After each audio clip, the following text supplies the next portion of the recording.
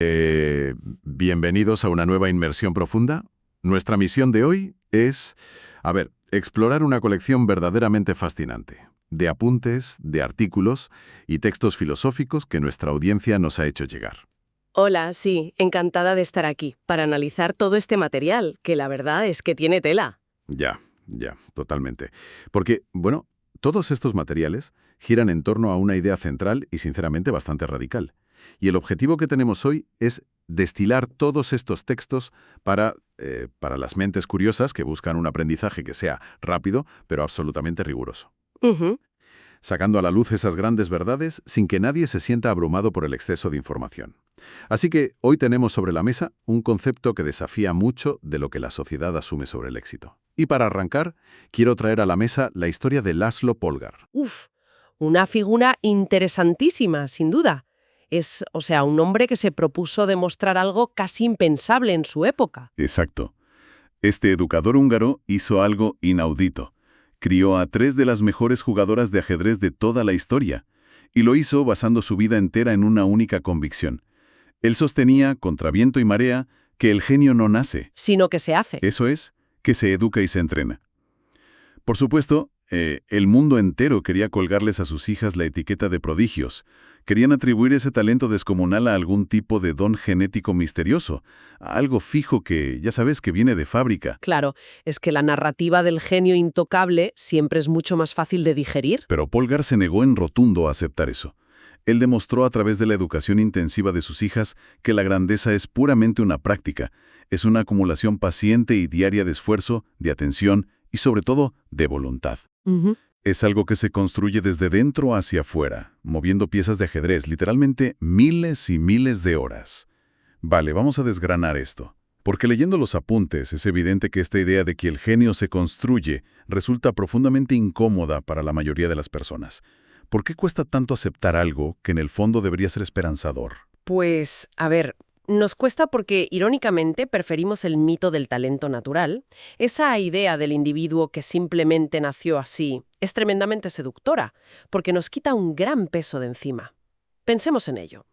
Si el genio o el talento es algo que viene dado por la lotería genética, Entonces su ausencia también viene dada, claro. precisamente, si asumimos que no nacimos con ese don, automáticamente nos eximimos de la responsabilidad de esforzarnos, nos libera de la pesada carga de tener que convertirnos en algo más a base de trabajo duro.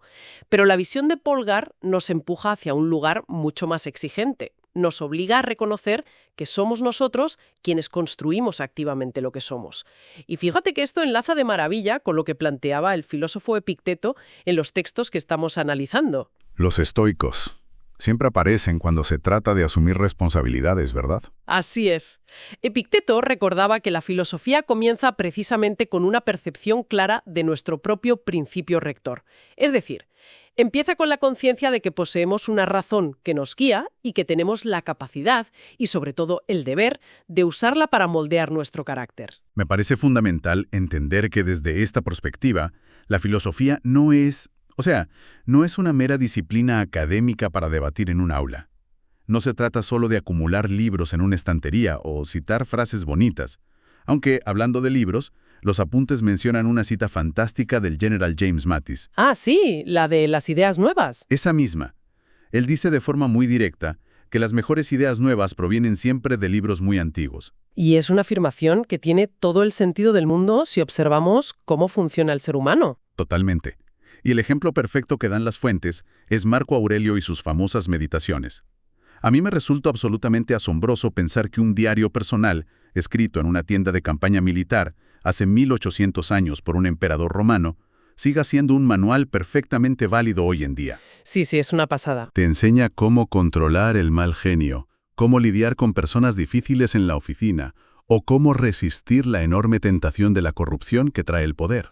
Lo fascinante de esto es que esos libros antiguos fueron escritos en esencia exactamente para la humanidad actual.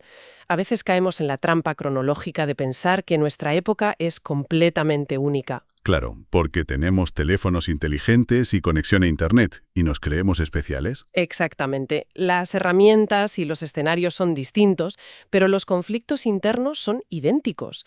Los autores clásicos volcaron la mejor parte de lo que lograron descifrar sobre la vida humana.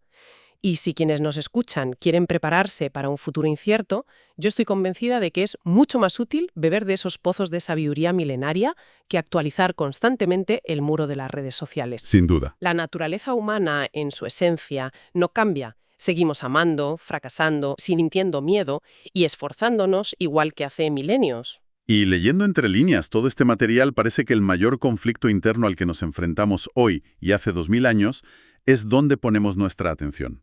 Los textos apuntan a que la práctica más esencial de todas, la base para construir ese genio del que hablaba Polgar, es la práctica de la presencia. Hay una parábola de Anthony de Melo en nuestras fuentes que ilustra esto de una forma francamente devastadora. Sí, es una historia muy potente sobre el peso que arrastramos continuamente. Cuenta que un estudiante se acerca a su maestro y le pregunta cómo puede alcanzar la vida eterna. El maestro, sin inmutarse, le responde que la clave es venir al presente. El estudiante confundido le dice que ya está en el presente, que obviamente está ahí de pie frente a él. Claro, la respuesta lógica. Pero el maestro lo niega rotundamente, argumentando que el estudiante aún no ha soltado su pasado. Y es ahí donde el estudiante intenta justificarse, diciendo que no todo su pasado es malo, que hay cosas buenas que conservar. Y ahí llega el remate del maestro. Le dice que el pasado debe soltarse no porque sea malo, sino porque está completamente muerto. Es un golpe de realidad tremendo, una forma brutal de decir que estamos abrazando un cadáver emocional. Es un golpe muy necesario. Lo que esa parábola expone es la raíz real de nuestra falta de atención. A menudo la gente piensa que se pierde la vida por pura pereza o por falta de ambición, pero en realidad nos la perdemos por la simple costumbre de estar habitando cualquier lugar menos el aquí y el ahora. Siempre estamos proyectando hacia adelante o arrastrando ese pasado muerto. Y sobre este punto, los apuntes introducen al maestro zen japonés Shunryu Suzuki. Él aborda esta idea de la presencia, pero desde un ángulo muy físico. Así es. Suzuki entendía esta presencia no solo como un ejercicio mental, sino desde el propio cuerpo. Él explicaba la importancia de sentarse en la postura del loto completa. Decía que al cruzar las piernas de esa manera específica, la izquierda y la derecha se vuelven indistinguibles. Espera, aquí me pierdo un poco. En los apuntes se menciona que Suzuki llama esto la unidad de la dualidad. ¿A qué se refiere exactamente en la práctica? Porque suena un poco abstracto para alguien que simplemente intenta concentrarse en su día a día. Es una excelente pregunta. Cuando Suzuki dice que la pierna izquierda y la derecha no son una ni son dos, está usando una imagen física para explicar cómo funciona la vida. La existencia está llena de aparentes contradicciones. Vivimos y no vivimos, morimos y no morimos, tenemos éxitos y fracasos simultáneamente. La lección de Suzuki es que estas no son contradicciones matemáticas que nuestra mente deba resolver de forma lógica. Son paradojas que debemos aprender a evitar. Habitar la tensión en lugar de intentar eliminarla. Exactamente.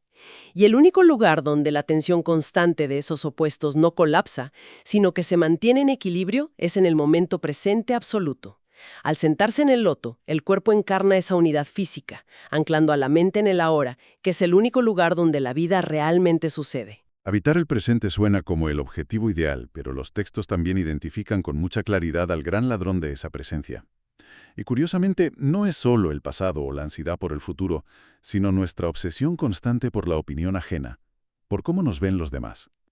El famoso tribunal de la opinión pública. Ese mismo. Y Marco Aurelio definía esto de una forma brillante. Él lo llamaba la extraña aritmética de la vanidad humana. Observaba algo muy curioso, y es que todos nos amamos a nosotros mismos mucho más de lo que amamos a los demás, pero de forma incomprensible nos importa muchísimo más la opinión de los demás que la nuestra propia. Es una contradicción fascinante de la psicología humana. Y añadía un experimento mental que da escalofríos. Decía que si un Dios se nos apareciera y nos obligara a gritar en voz alta cada uno de nuestros pensamientos, al instante, sin filtros, no sobreviviríamos ni un solo día. La vergüenza y el miedo al juicio nos destruirían. Así de profunda es nuestra rendición ante lo que piensan los demás. Y claro, si conectamos esto con el panorama general, vemos que esa comparación social constante es una prisión. Pero lo trágico es que es una prisión fabricada por nosotros mismos.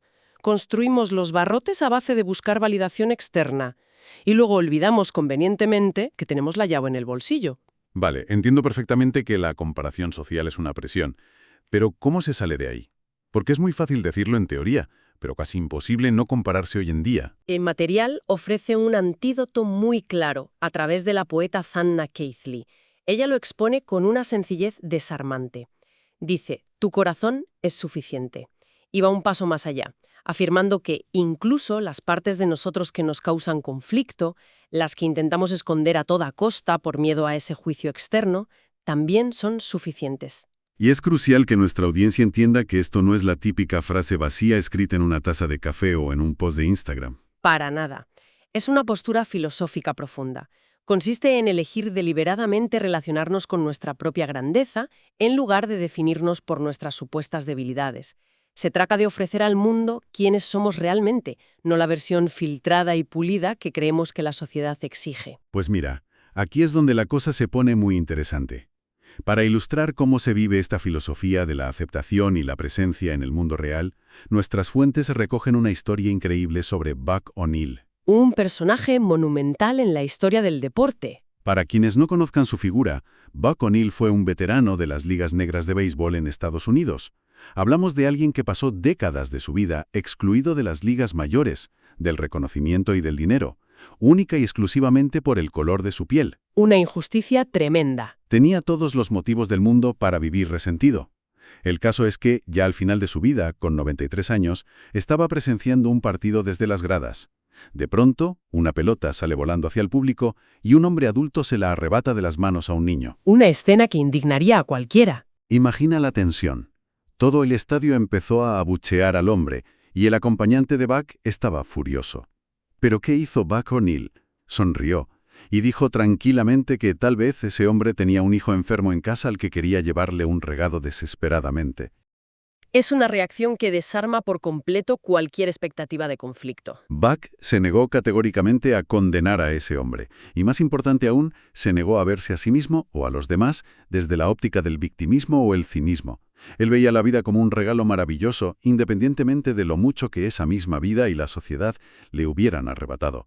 Su genialidad, que sin duda construyó a lo largo de toda su vida, consistía en utilizar la alegría y la amabilidad no como un acto de ingenuidad de alguien que no conoce la dureza del mundo, sino como la forma más elevada de valentía. Esa es, sin lugar a dudas, la esencia de construir el propio carácter. Y esta misma idea de construcción gradual y de dominar la mente se aplica directamente a situaciones de altísima presión.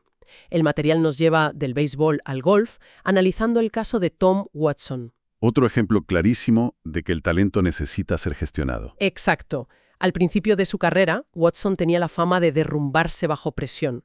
Cuando lideraba los torneos y llegaba el momento decisivo, su juego se desmoronaba por completo. Lo que en el mundo del deporte aquí en España diríamos encoger el brazo o bloquearse. En inglés usan el término hacer choke, ¿verdad? Sí, exactamente eso. La incapacidad de ejecutar lo que sabes hacer por culpa de la presión psicológica. Watson estaba desesperado, así que acudía a su mentor, Byron Nelson, buscando alguna solución técnica en su swing. Sin embargo, el consejo de Nelson fue sorprendentemente simple y casi contraintuitivo. Le dijo que ralentizara todo. Ralentizar, uno pensaría que hay que inyectar más energía o más agresividad. Esa es la trampa. Nelson le aconsejó caminar más despacio hacia la pelota. Le pidió que centrara toda su atención exclusivamente en el golpe que tenía justo delante, olvidándose por completo del resultado final del torneo o de lo que diría la prensa. En esencia, le estaba pidiendo que dejara de vivir en el futuro gestionando las consecuencias y que empezara a ejecutar la tarea presente. Es la presencia de Suzuki, pero aplicada a un campo de golf. Tal cual. Y funcionó de maravilla. Watson aplicó esta forma de estar presente y pasó de ser el jugador que encogía el brazo a ganar 39 torneos de la PGA y 8 majors. Esto demuestra, de forma irrefutable, que la capacidad de rendir bajo presión no es innata. Se aprende y se entrena, al igual que se aprende a lidiar con el fracaso. Y sobre el fracaso hay una referencia en los apuntes que me llamó mucho la atención por lo inesperada que es. Traen a colación la historia de Pedro, el discípulo de Jesús. Es un ejemplo histórico fascinante sobre la arrogancia y la realidad. Pedro estaba completamente seguro de que soportaría la presión cuando arrestaran a Jesús. Él juraba que era inquebrantable, pero cuando llegó el momento de la verdad, falló estrepitosamente. Lo negó 3 veces. Lo que me parece revelador de cómo las fuentes analizan esto es que ese fracaso no se presenta como el final del camino para Pedro. No, en absoluto. El fracaso operó como un instrumento sumamente preciso, como una herramienta de diagnóstico. Fue el evento interior necesario para mostrarle a Pedro dónde estaban realmente sus límites y sus compromisos reales, rompiendo la ilusión de dónde creía él que estaba. Es decir, destruyó la versión idealizada que tenía de sí mismo. Exacto. La gran lección que podemos extraer de ahí es que no debemos tomar el fracaso como una condena personal, como si fuera un tatuaje que dice «eres un inútil». Debe tomarse como información valiosa y cruda para redirigir nuestros esfuerzos. Ese cambio de mentalidad, pasar de ver el error como una condena a verlo como información, lo cambia todo. Y va muy de la mano con lo que decía Dale Carnegie en otra de las citas recopiladas. Decía, solo el individuo preparado merece tener confianza. Y esa preparación, como venimos viendo desde la historia de Polgar al principio, no es un evento aislado ni un golpe de suerte que cae del cielo. Es una práctica rigurosamente diaria. Es constante, sí. La acumulación de pequeñas elecciones. Elegir abrir ese libro antiguo, elegir caminar un poco más despacio hacia la pelota, perdonar al extraño en las gradas y sentarse a respirar el presente. Pero aquí debemos hacer una advertencia importante, porque llevar esta vida de preparación y atención plena exige realizar intercambios que muchas veces son dolorosos. El artista Austin Kleon lo resume en sus notas con una crudeza que es muy necesaria hoy en día. Habla de las renuncias. Sí, su famosa regla de las 3 opciones. Su regla es matemática y brutal. Trabajo, familia, vida social. Elige 2. Madre mía. Es una forma muy cruda pero realista de hacer balance en la vida, ¿no? Va totalmente en contra del mensaje moderno. Va en contra de esa narrativa tóxica que intenta evadir la realidad, vendiéndonos la idea de que podemos tenerlo todo al máximo nivel y al mismo tiempo. Kleon nos recuerda una ley inmutable. Lo que decidimos honrar, necesariamente lo hacemos a expensas de otra cosa. No puedes ser el mejor en tu oficio, la madre más presente, y al mismo tiempo tener la vida social más activa de la ciudad. Hay un límite de horas y de energía, no damos para más. Así es. Y esto no debe verse como una tragedia que lamentar, sino al contrario. Es precisamente esta limitación la que le da forma, urgencia y sentido a una vida que es finita. Tenemos responsabilidades, sí, pero el primer paso fundamental es tener la claridad absoluta de saber cuáles son realmente las nuestras y qué estamos dispuestos a sacrificar para cumplirlas. Es una filosofía densa y exigente, sin duda. Te obliga a mirarte al espejo. Pero fíjate cómo contrasta todo este peso existencial con otro documento maravilloso que hay en nuestras fuentes. Es un breve poema que escribió una niña de 2º grado llamada Eliana Navarro. Un contraste brillante en los apuntes, la verdad. Esta pequeña, con la claridad que a veces solo tienen los niños, resolvió todo el enigma de cómo vivir con una economía de palabras simplemente perfecta. Ella escribió, «Practiquemos nuestra regla de oro. Trata a los demás como queremos ser tratados. Nunca seas malo. Sé siempre amable. Vive con alegría en tu corazón». Uno podría sonreír y pensar que es solo una simplificación infantil, ingenua. Pero si lo analizamos a fondo, ha condensado la práctica ardua de toda una vida adulta en un par de líneas. Exacto. No se equivoca en absoluto. De hecho, su sabiduría se alinea perfectamente con las conclusiones a las que han llegado personas tras décadas de experiencia en el mundo real. Ann Landers, una famosa columnista de consejos, decía que la calidez y la amabilidad son los bienes más anhelados en el mundo entero. Por su parte, el legendario entrenador deportivo John Wooden, que pasó toda su vida formando a seres humanos bajo presión, llegó a la misma conclusión en el ocaso de su vida. El amor es la palabra más poderosa que existe. Entonces, ¿qué significa todo esto? Si ponemos todas las piezas del rompecabezas sobre la mesa, vemos una convergencia increíble en estos textos. Tenemos a Laszlo Polgar entrenando genios del ajedrez en su casa, a los filósofos estoicos escribiendo diarios en medio de guerras antiguas, al maestro Zen Suzuki hablando de cómo cruzar las piernas, a un golfista de élite caminando despacio por el césped y a Bocco O'Neill sonriendo con amabilidad en un estadio. Personas de épocas, profesiones y circunstancias totalmente diferentes, diciendo exactamente lo mismo desde distintos ángulos. En quién nos convertimos a lo largo de nuestra vida es única y exclusivamente el resultado de cómo elegimos prestar atención. Momento a momento, decisión a decisión, golpe a golpe. No hay un destino preestablecido, no hay excusas genéticas, solo existe el momento siguiente y lo que nosotros decidimos aportar a él. Y para cerrar esta profunda exploración, los textos recogen un último pensamiento de la autora Brianna Wiest, y es una advertencia tan simple como difícil de aplicar. Ella sostiene que debemos abandonar la idea de estar listos. No existe tal cosa como estar completamente preparado antes de actuar. La famosa parálisis por análisis. Exacto. La preparación real, la verdadera maestría, emerge durante el proceso mismo de hacer las cosas. Su consejo es amar intensamente incluso cuando la brutalidad del mundo nos dé 1000 razones para volvernos cínicos y, sobre todo, no sabotear las cosas buenas cuando por fin llegan a nuestra vida por miedo a perderlas.